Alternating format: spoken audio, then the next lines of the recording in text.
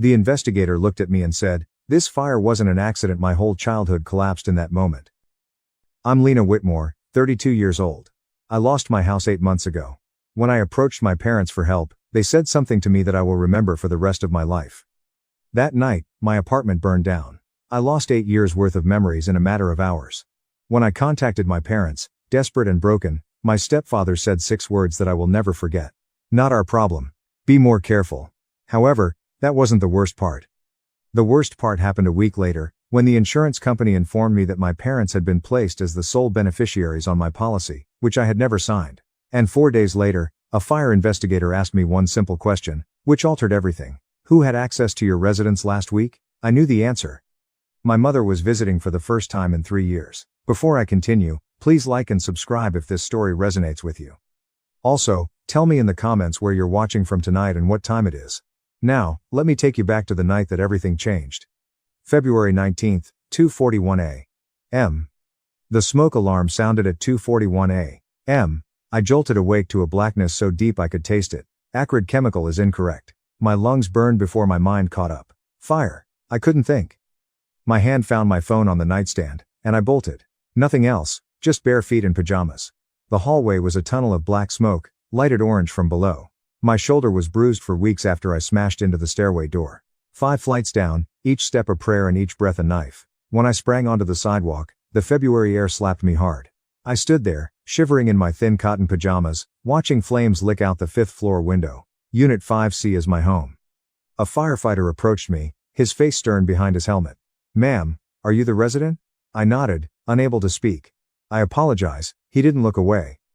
"Everything in that unit is gone." Gone. The word did not make sense. I spent 8 years of my life in the flat. I only have photos of my grandparents. My late stepfather had given me a guitar when I was 17. My college diploma. My laptop held every endeavor, memory, every aspect of who I had become since leaving home. All of it. Smoke and ash.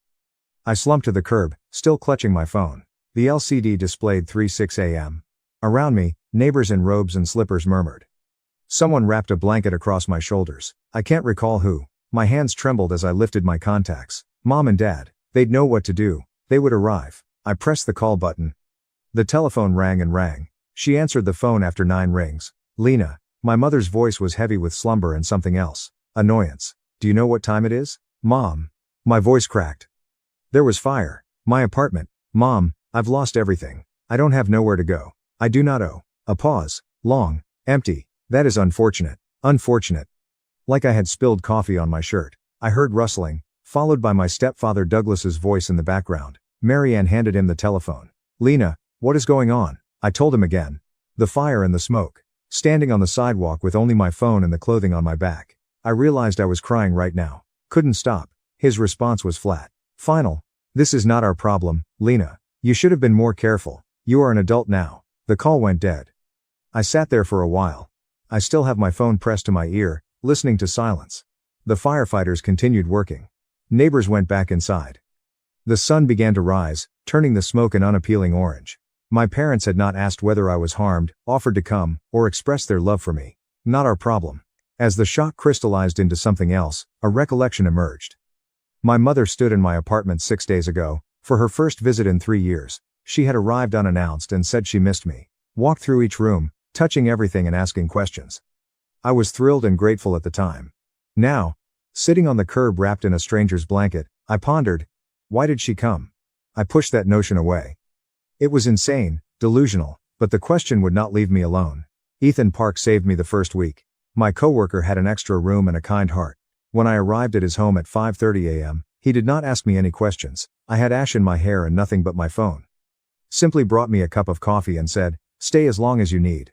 After 4 days, I felt human enough to deal with the insurance. I called my renter's insurance company, expecting the typical bureaucracy, claim papers, and wait times.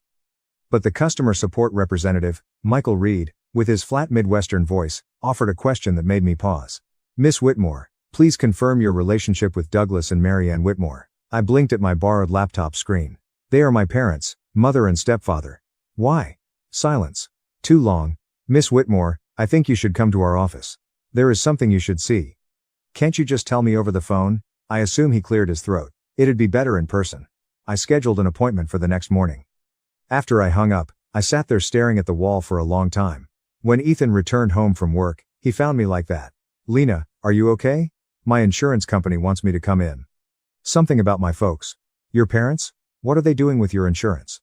I do not know. I met his gaze. But the guy cited a beneficiary designation paperwork from 8 months ago. Ethan frowned. Renter's insurance beneficiary. That is bizarre. Yeah, I clasped my knees to my chest. That's what I thought, too. That night, I hardly slept. Something wasn't right. I could feel it. I just didn't realize how mistaken I was. The insurance office smelled like old coffee and bad news. Michael appeared younger than he had sounded, around 32, with remorseful eyes behind wire-rimmed glasses. He led me into a small conference room and locked the door. Miss Whitmore, I'd like to begin by saying that I'm deeply sorry for your loss. Thank you, but you didn't bring me here for condolences. He sighed, and slid the folder across the table. I opened it. My insurance, basic information, my name as an insured, coverage levels, and effective dates. Then I turned to the final page. Beneficiary designation. Douglas Whitmore and Marianne Whitmore, 90%. The room tilted. I heard myself say, this is a mistake. I never signed it. I would never. Miss Whitmore. Michael pointed to the bottom of the page. That is your signature. I looked. It looked like my signature. Same loops, same slant. But I knew. I'd never held this pen before. Never seen this document. This form was submitted 8 months ago, Michael said quietly. The original policy designated you as your own beneficiary, as is customary. Someone modified it, 8 months ago, and the payoff amount is $175,000. He paused. Miss Whitmore, there is something else. We received a call from a fire investigator this morning. He's been asking about the policy. My hands were shaking. I pushed them flat against the table. Why would a fire investigator be concerned about my insurance beneficiaries? Michael retained my stare. I think you understand why. I knew. The response sat in my chest like a stone, but I couldn't utter it out loud. Not yet. Someone had faked my signature, changed my beneficiaries, and 6 days before my flat burned down, my mother paid me a visit for the first time in 3 years. Coincidence? I didn't believe them anymore. Caleb Foster appeared to be the ideal fire investigator. Weathered face, piercing eyes, and a firm grip. We met in a coffee cafe 4 blocks from the insurance office. We are on neutral ground. Miss Whitmore, he put down his cup. I will be direct with you. I do not believe your fire was an accident. The words hovered between us. What made you say that? Fire patterns. He pulled out his phone and showed me photographs that I did not want to see. My bedroom was burned black. Do you see this? The site of origin is near the outlet behind your dresser, but there is no sign of an electrical failure. No frayed cables or surge damage. What does this mean? It suggests that someone contributed to the spread of the fire. He placed his phone away. I have been doing this for 19 years. I understand what accidental looks like. This is not it. I curled my hands around my coffee cup for warmth. So, what happens next? I now ask inquiries. His eyes met me. Who had access to your residence in the week before to the fire? My heart stopped, then restarted too quickly. I had a visitor 6 days earlier. Who? I made myself say it. My mother. Caleb did not respond, only nodded slowly, like a puzzle piece clicking into place. I reviewed the building's entry logs. Electronic locks. They keep records. There were just 3 access entries to your apartment that week. You, and a woman who fits your mother's description. I could not talk. Miss Whitmore, I haven't accused anyone yet. He leaned forward. But I need you to understand that this inquiry is ongoing. If there's anything else, now is the time. I considered the insurance form, the falsified signature, and the $175,000. I mentioned that there might be anything else. That night, I called my mom. I kept my voice light and easygoing. There's nothing wrong here. Mom, I just wanted to thank you for your visit last week. It meant a lot. A pause. When she spoke, her tone was cautious. Oh yes. I missed you, sweetheart. It had been too long. It really did. I picked a thread on Ethan's couch. Hello, short question. Have you seen anything unusual in my apartment? Is there anything off? The fire investigator keeps asking. Fire investigator? Her voice became sharper. Why would they conduct an investigation? It appears that they do not believe it was an accident. Silence. I counted the seconds. 1, 2, 3, 4, 5. Lena. Her tone had entirely shifted. Cold. Controlled. Don't speak with those investigators without a lawyer. They pervert your words. Why do I need a lawyer? Mom, I am the victim in this situation. I'm simply trying to protect you. What source? Another prolonged delay. Douglas's voice was muffled in the background, asking a question. Marianne stated abruptly, I have to go. Your father needs me. Stepfather? What? Douglas is my stepfather and not my father. The call went dead. I stared at my phone. My hands didn't shake anymore. It astonished me. Something has changed in the past several days. My flat, my possessions, and the life I'd established remained the source of my sadness. However, something more solid was growing beneath. Clarity. Her suggestion had not been intended to protect me. It was about self-protection. I messaged Caleb Foster. We need to talk. I have other information. His response took few seconds. Tomorrow, at 9 a.m., same site. I didn't sleep that night, either. But this time, terror wasn't keeping me awake. It was the start of a plan. The call began the next morning.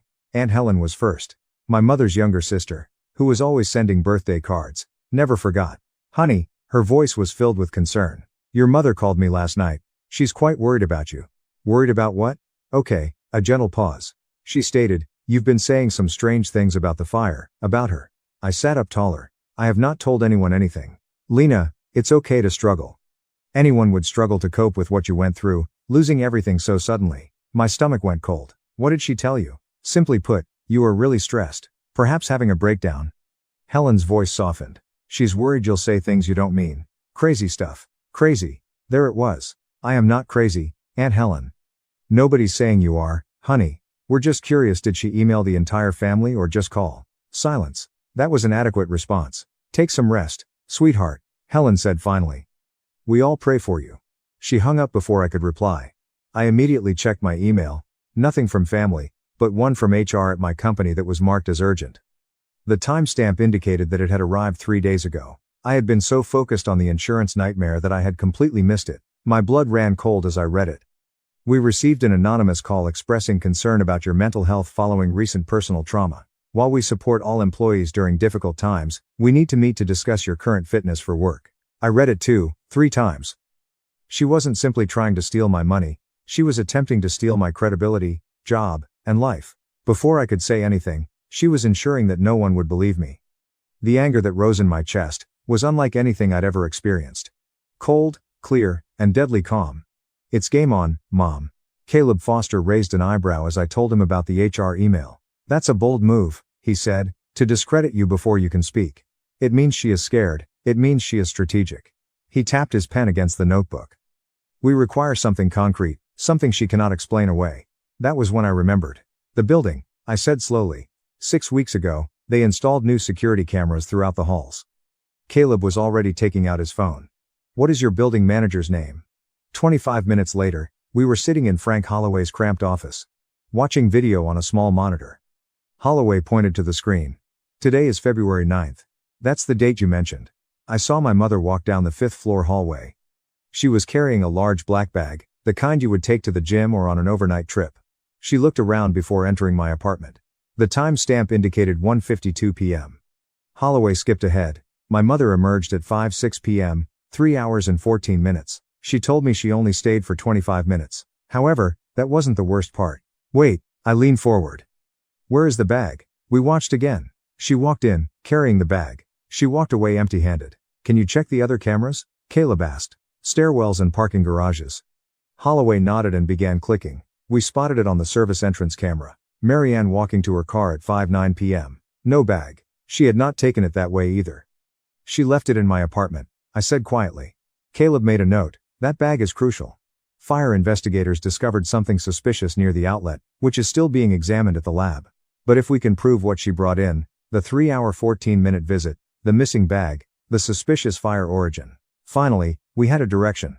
Victoria Hale was just what I needed. A lawyer who specialized in insurance fraud and didn't believe in sugarcoating. This signature is good. She held the beneficiary form up to the light in her downtown office. Professional even, but not perfect. What do you mean? She pulled out a magnifying glass. Old school, but effective. See these points here, and here? She traced invisible lines on the paper.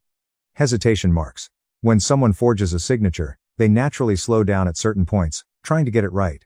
Your real signature is fluid. You've been signing your name for years. This one has at least 4 places where the pen paused. Hope flickered in my chest. So, you can prove it's fake. I can hire a forensic document examiner who can prove it's fake. Victoria set the paper down. What's more interesting is the submission method. This form wasn't mailed in. It was submitted directly at the insurance office. Meaning someone walked in, pretending to be me, or claiming to represent you. Victoria pulled out another document. I've already requested the visitor logs for that date, and I spoke with the clerk who processed this form. My heart rate spiked. What did they say? He remembers a woman, middle-aged, brown hair, said she was handling paperwork for her daughter who was too busy with work. Victoria's smile was sharp. Does that description ring any bells? Brown hair. My mother had been dyeing her gray for years. Can he identify her in a lineup? He's willing to try.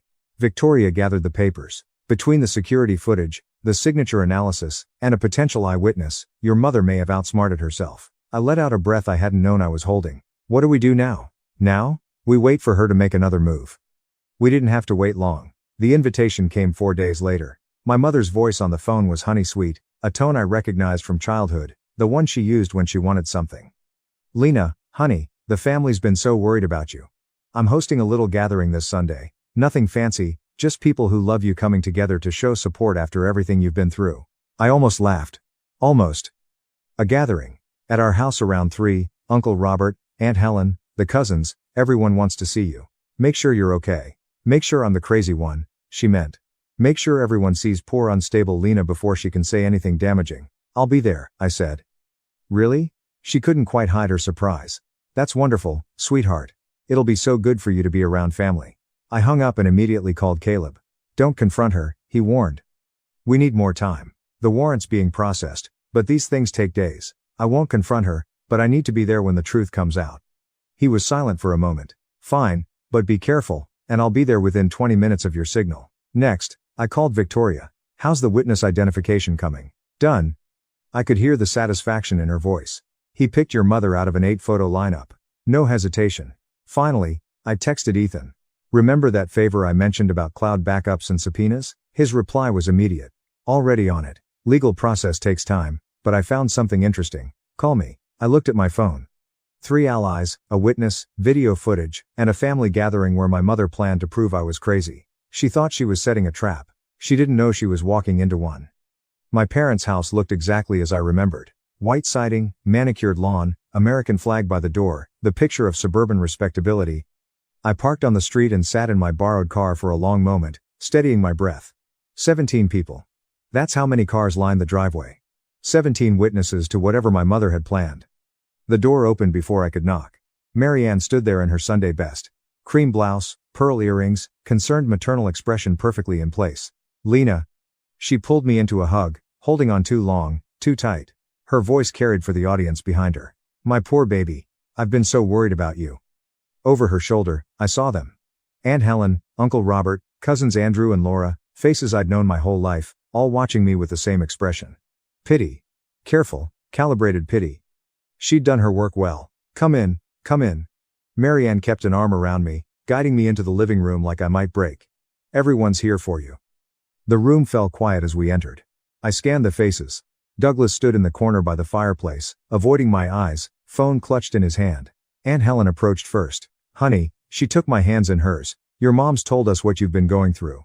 It's okay to not be okay. The stress of losing everything like that, cousin Andrew added from the couch. Anyone would struggle. Maybe talking to someone would help, Laura suggested gently. A professional. I looked around the room at my family, people who'd known me since birth, and saw not a single person who believed I might be telling the truth. Not yet, but that was about to change. Marianne waited until everyone had drinks in hand. Then she cleared her throat. I want to thank you all for coming. Her voice trembled, perfectly rehearsed. As you know, Lena's been through something terrible, and in times like these, family needs to come together. Murmurs of agreement rippled through the room. But I also need to address. She paused, dabbed at her eyes with a tissue. The elephant in the room.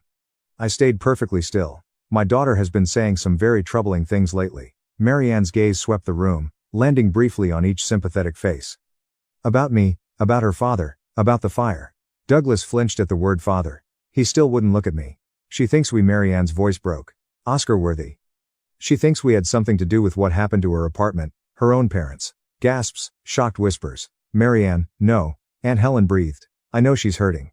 Tears now rolling down her cheeks. I know she lost everything. But to accuse us of something so horrible. Douglas stepped forward, placed a hand on her shoulder. His voice was flat. Our daughter is clearly not well. We love her, but we can't enable these delusions. The room's attention shifted to me, waiting for the denial, the breakdown, the proof that poor Lena had finally snapped. I said nothing. My hands stayed relaxed at my sides, my expression neutral. Let them watch. Let them remember this moment. My silence. Her performance. My phone buzzed in my pocket. A text from Caleb. Got the full footage. You need to see this now. I stood. Excuse me, I said calmly. I need some air. And I walked out the front door, leaving my mother mid-performance, her audience waiting for an act that wasn't coming. Not yet. Okay, I need to pause here for just a second. If my mother's performance is making your blood boil as much as mine was in that moment, drop a comment with the word busted, because what happens next? Let's just say she really should have checked whether her daughter's building had security cameras before visiting. Like and subscribe if you want to see how this ends. Trust me, you do. Now, back to the story. Caleb was parked 3 houses down. I slid into the passenger seat, heart pounding. What did you find? He handed me the phone. Complete footage from all angles. Watch. I watched my mother on the small screen. The hallway camera caught her walking in with the large black bag at 1:52 p.m. Walking out at 5:06 p.m., with nothing. Caleb estimated 3 hours and 14 minutes. She said you had 25 minutes. The bag. That's where things get interesting. He pulled out a photograph. Charred plastic and wire fragments. Fire investigators discovered this near the outlet. A digital timer is one into which you can plug appliances. My stomach dropped. We traced the serial number back to a batch sold at Holloway's Hardware, which is 4 miles from your parents' house. Another photograph appeared on his screen. Grainy security footage captured at a store checkout counter. Make a cash purchase 9 days before fire. The woman in the footage had brown hair, a familiar posture, and I recognized her purse. Is that we will need official identification? But yes. Caleb met my gaze. That is her. I looked back at my parents' house. Through the living room window, I could see shapes move. My family is probably still talking about how sad it is that Lena has lost her mind. My phone vibrated. Victoria. The witness identification came through. She spoke without preamble. Photo lineup. He chose Marianne. Without hesitation, he said he remembered her perfume. According to Channel 7, his mother wore it. I nearly smiled. My mother has one consistent vanity. Caleb. I turned to face him. How long before you can make an arrest? I submitted the warrant application 3 days ago, right after the witness ID arrived. Judge Morrison signed it this morning. He checked his watch. In 25 minutes, 2 officers will arrive to meet me here. He examined my face. What are your plans? I am going back inside. Lena, I will not confront her, but when you walk through that door, I want my family to know the truth. All at once. He hesitated and then nodded. After 25 minutes, we will end this. I sat in Caleb's car for another moment, gathering my thoughts. The evidence was solid now. Video evidence, witness identification, timer device remnants, and a forged signature. My mother had been careful, but not enough. One more thing. I looked at Caleb. Messages from her phone. Ethan explained it to me the day before. Cloud backups and text messages that users thought they deleted are still stored on servers that can be accessed with a proper subpoena. The legal request was processed this morning. Caleb confirmed. Marianne's carrier is cooperating. We should have her message history within 36 hours. But I already knew what we were going to find. She had not done this alone. Douglas knew. Maybe it helped. There was proof in those deleted texts. Go. Caleb checked his watch. I will be there at 3:10. Just be calm. Allow the evidence to speak. I nodded, opened the car door, and paused. Caleb, why are you assisting me so much? This is more than a standard investigation. He was silent for a moment. 12 years ago, my sister's abusive ex-husband burned down her house while she was at work. The insurance company tried to deny her claim. Said it was suspicious. His jaw tightened. She fought for 3 years to prove she did not do it herself. Almost destroyed her. Has she won? Eventually, but it cost her everything. He met my gaze. When I saw your case, I noticed that your mother was listed as the beneficiary without your consent. Fire without an accidental cause. I knew someone was attempting to do to you what they did to her. I realized then that this wasn't just a job for him. Thank you, I replied. Do not thank me yet. Thank me when she is in handcuffs. I walked back towards my parents' house. In 22 minutes, everything would change. When I walked back in, the living room went silent. Marianne remained in the center of the room, tissue in hand, portraying the wounded mother, but something in her eyes flickered when she saw my face.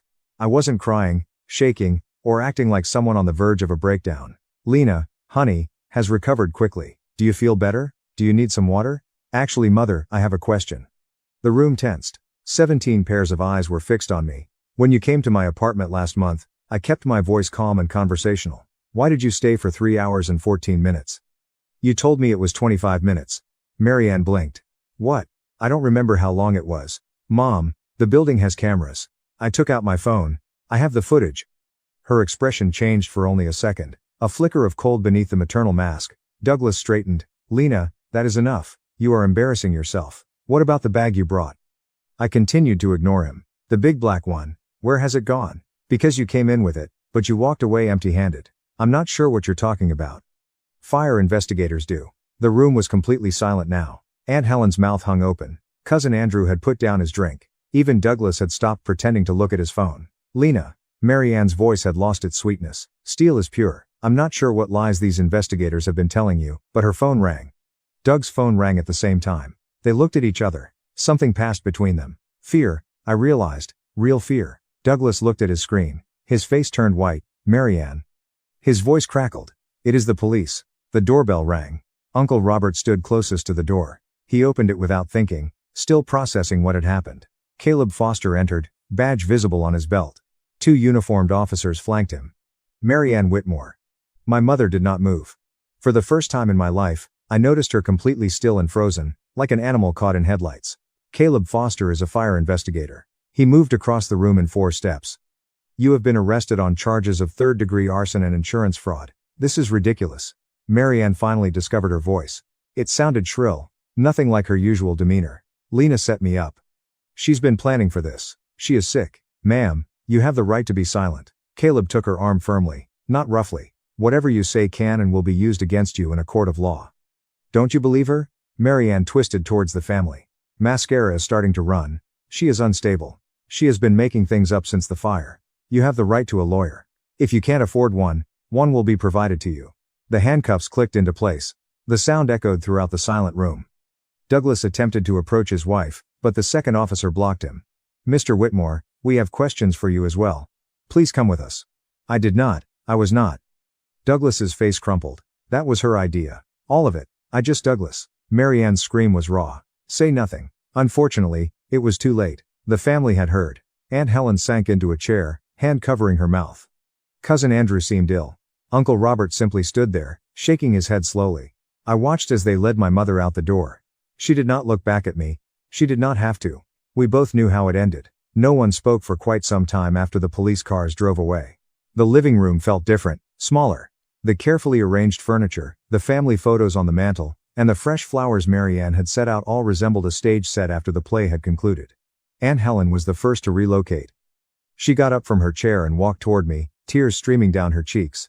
Lena, her voice cracked. I'm very sorry. I should have listened to you. I should have. You didn't know. I should have asked. She took my hands in her own. You are my niece, and I believed her.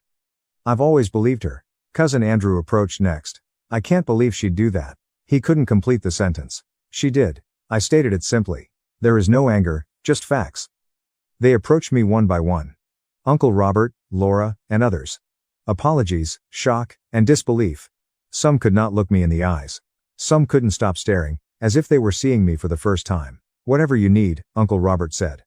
His voice was rough, but his eyes were wet. Legal fees and a place to stay. The family will assist. The true family. I reflected on that word, family, what it meant and should mean. Thank you, I replied. However, I need some time to figure out who my real family is. Nobody argued. I stepped out of the front door into the February sunlight. The cool air felt refreshing after the oppressive heat inside. My phone vibrated. Victoria is currently being processed. Bail hearing tomorrow. Douglas is talking. He's attempting to make a deal. I looked up to the sky. Clear blue. Endless. Good. I told him to just talk. 3 days later, I sat across from Victoria in her office, a stack of paperwork between us. The case is solid, she explained. Mary Ann was present, according to video evidence. Witness identification on the forged signature. Timer device remnants from a purchase near their home. She slid a paper across the desk. Douglas's statement. I've read it. The words initially blurred together before becoming sharper. Mary Ann devised the plan after we fell behind on payments, specifically gambling debts. It was my fault. But she said this would solve everything. He claimed Lena had good insurance, said no one would be hurt, nobody would get hurt. I set the paper down. What are the consequences for Mary Ann? Arson in the 3rd degree. That is a Class C felony, along with insurance fraud, forgery, and conspiracy. With a plea deal, she could face 6 to 10 years, most likely 5. And Douglas faces conspiracy charges. He was aware of the plan and helped cover it up. 30 months probation and mandatory gambling addiction treatment. Victoria paused. He has agreed to testify against her. I nodded slowly. The insurance payout is already being redirected. You are the rightful beneficiary. They always were. The company is fully cooperating. $158,000. Minus legal fees. Should be in your account within 45 days. I thought about the money and what it represented. Everything I had lost was converted into a number. I asked for a restraining order against both of them. That can be arranged. And I want this kept quiet, no media frenzy. Victoria nodded. Certain records are concealed by the court, particularly given the family nature of the case. I stood there looking out her window at the city below. People walking, living their lives unconsciously. Thanks, Victoria. You did the hard part, she said. I just handled the paperwork. Quick check-in, everyone. If you've ever had to cut ties with family members for your own sanity, please leave a comment saying so, because I know I'm not alone in this. And if this story has a different impact on you tonight, share it with someone who needs to hear that setting boundaries is not betrayal, but rather survival. Okay, let me tell you what happened next. News spreads quickly in small communities. Within 12 days, everyone knew. My mother's 28-year-old church, the book club she'd hosted, the neighbors who'd admired her garden all whispered behind closed doors. Aunt Helen kept me informed, whether I wanted to hear it or not. The pastor asked her not to return. She informed me over coffee. They claimed it was too disruptive for the congregation. Could you imagine? Marianne organized the Christmas bazaar for 12 years. I can imagine. I could easily imagine it. Douglas lost his job. She explained. The store owner did not want the publicity, so someone spray painted their garage door. We had to repaint it 3 times. I didn't feel satisfied. I, too, felt no pity. Just a hollow nothing. She's been calling everyone, Helen said, trying to explain that it was all a misunderstanding, that the evidence was planted, and that you manipulated the detectives. She shakes her head. Nobody is answering anymore. Good. Helen reached across the table to take my hand. She's my sister. I grew up with her. And what did she do with you? Her voice was caught. That is not family. That is not something I recognize. I squeezed her hand. It is not your fault. I understand, but I still feel it. We sat silently for a moment. Outside the coffee shop window, life continued. Cars passed. Everyone laughed. The world kept spinning. The gambling, I finally admitted. How bad was it? Douglas is gambling. Helen's face darkened. Bad. 210,000, possibly more, to people you do not want to owe money to. That explained the desperate situation, but it did not excuse anything. She thought she could fix it by destroying my life. She made an incorrect assumption. Indeed, she did. The court date fell on a gray Thursday in May. I sat in the back row of the courtroom, looking at my mother in her orange jumpsuit, her wrists cuffed in front of her. Her hair had grown out, with gray showing at the roots now. There are no salon appointments in county jail. She looked smaller and older than I remembered. She did not turn around to see if I was present. Perhaps she knew. Maybe she did not want to know. The judge read the charges. Arson in the 3rd degree, insurance fraud, forgery, and conspiracy to commit fraud. Every word landed like a stone. Marianne's attorney, a public defender, had negotiated a plea deal because Douglas couldn't afford anyone else. Guilty on all counts, with a reduced sentence recommendation. Marianne Whitmore, the judge, said, "You are hereby sentenced to 5 years in state prison, with parole eligibility after 3 years. 5 years. If my mother was released early, she would be 64 years old." I saw her shoulders shake, possibly because she was crying, or because the weight of it had finally hit her. Douglas's hearing was held separately because he had fully cooperated and testified against Marianne. The DA offered a deal. 16 months in county jail, suspended for 30 months, with 180 hours of community service and completion of a gambling addiction program. The judge made it perfectly clear. He would serve every day of the 16-month sentence for a single violation. His name will be on public record forever. Victoria and I met in the hallway following the sentencing. She stated that the insurance money had been cleared yesterday. $158,000 after legal fees.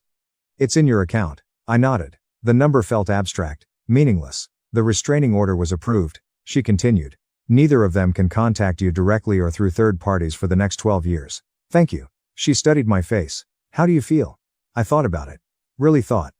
Empty, I said finally, but free. She nodded like that made sense. It did. I started therapy 4 weeks after the trial. Dr. Naomi Okoro had kind eyes and a habit of asking questions I didn't want to answer, which meant she was exactly what I needed. Do you forgive them? She asked during our 5th session. I stared at the ceiling of her office, considering. Forgiveness isn't my job right now, I said finally. Healing is. She smiled. That's a healthy perspective. Is it? You're not forcing yourself into an emotion you don't feel. That's growth.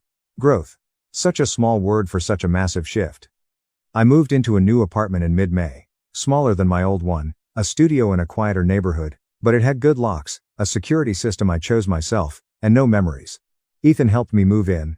Aunt Helen sent flowers. Uncle Robert dropped off a casserole, stood awkwardly in my tiny kitchen, and said, "Call if you need anything."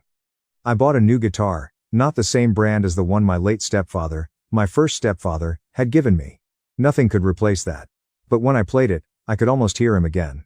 His voice teaching me chords, his laugh when I messed up. Some things can't be recovered, but you can build new ones. The nightmares faded over time. The smoke and fire, my mother's face, the sound of Douglas's cold voice, they visited less and less. Some nights I slept straight through till morning. Family, I decided, isn't about blood. It's about choice, about who shows up, who protects you, who believes you when the world says you're crazy. My biological mother tried to destroy me. My chosen family helped me survive. That was sufficient. That was everything. The letter arrived 10 weeks after the sentencing. I recognized the return address. State Women's Correctional Facility.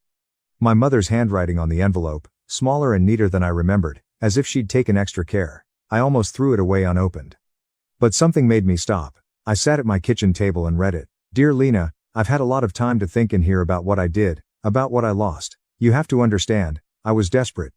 Your father's debts were crushing us. And I thought, I'm not making excuses. What I did was wrong, but you're still my daughter. You're still my baby. Please come visit me. Please let me explain. I'm still your mother. Love, Mom." I read it 2-3 times. Then I got a piece of paper and wrote back, not to send, just for myself. "Mary Ann, you were my mother, but the woman who raised me would never have tried to kill me for money. I don't know who you are, and I don't need to find out. Don't write again." I folded the letter carefully, put it in my desk drawer. Maybe someday I'd send it. Maybe not. Then I blocked the prison's incoming mail through my post office. Professional, clean, final. Ethan came over that evening for dinner. He noticed the envelope in my trash from her. "Yeah. You okay?" I thought about the question, really considered it. "Better than okay," I said. "I'm free." He smiled. "You want help making dinner? Please." We cooked together in my tiny kitchen. Pasta with vegetables. Nothing fancy. Music playing softly from my new speaker. My new guitar leaning against the wall. It wasn't the life I'd planned, it was better. I'm sitting in my apartment now, looking out the window at the city lights. 8 months since the fire. 6 months since the trial. A lifetime since I stopped believing that family meant safety. Sometimes I think about what I lost. The photos that can't be reprinted. The guitar that sang with my stepfather's voice.